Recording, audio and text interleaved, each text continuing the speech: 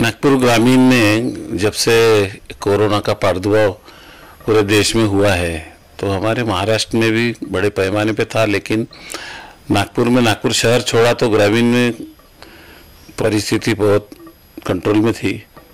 और भारतीय जनता पार्टी का हर कार्यकर्ता हर जगह अलर्ट था और गांव-गांव में नुक्कड़ सभाएं ले लेके लोगों को मार्गदर्शन करके सेवाभावी संस्थाओं के मार्फत जो भी गरीब थे, जिनकी अवस्था खराब थी, उनको मदद करने का काम सतत पिछले 2 महीने में किया है। जो भी पार्टी ने जो एजेंडा दिया था उसके ऊपर में काम करने का भारतीय जनता पार्टी ने बहुत परिश्रम किया है।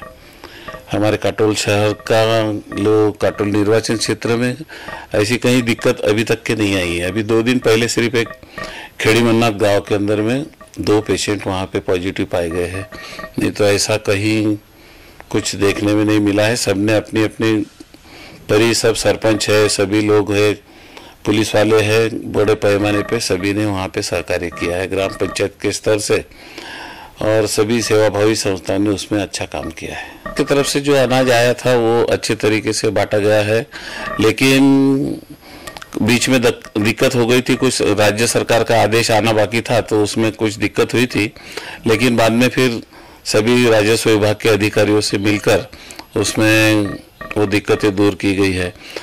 दिक्कत सिर्फ अभी किसानों की है। अभी किसानों का जो कपास था बड़े पैमाने के ऊपर में, वो कपास उठाया नहीं गया है। बहुत ज़्यादा पैमाने पे इस साल कपास की पैदावार हुई थी, और जब से लॉकडाउन हो गया तो किसानों ने फिर कपास की उनका बिक्री की बड़ी दिक्कत हो गई। प्राइवेट जो व्यापारी थे बड़े कम दाम में 4,000 सवा 4,000 रुपये का दाम देके वहाँ पे किसान अड़चन में आ गया था।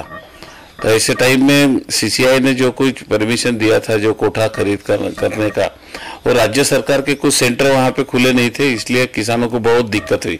आज भी किसानों का कपास वहाँ पे पड़ा है। तो सेंटर कम होने के कारण और राज्य सरकार की थोड़ी सी उदासीनता, मैं कहूँगा कि उसके कारण किसानों को बहुत दिक्कत हुई है। एक तो किसानों को कर्ज माफी का पैसा बराबर मिला नहीं है, कर्ज माफी की घोषणा कर दी है, मिला नहीं। नुकसान भरपाई हुई थी, शरद पवार साहब यहाँ पे आए थे, बड़ी बड़ी यहाँ पे बातें हुई, लेकिन उसमें भी कुछ किसानों को वहाँ पे मदद नहीं मिल पाई है अभी तक के। तो ये किसानों की दिक्कत है और किसानों को आगे भी बड़े परेशानी में काम करने का ये है। लेकिन भारतीय जनता पार्टी का हर कार्यकर्ता, हमारे सब नेता लोग काम में लगे हुए हैं, किसानों के सब साथ में हैं, और जो भी दिक्कत आएंगी उसके लिए हम उनके कंधे से कंधा मिला के काम करेंगे।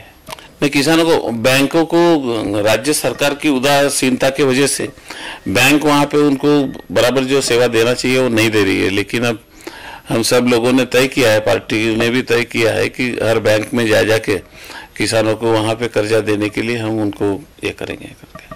हाल ही में 5वां लॉकडाउन लगा है, ऐसे में काटोल विधानसभा क्षेत्र में बीजेपी की ओर से कि आपकी ओर से गरीबों के लिए क्या किया जा रहा है, क्या कहेंगे?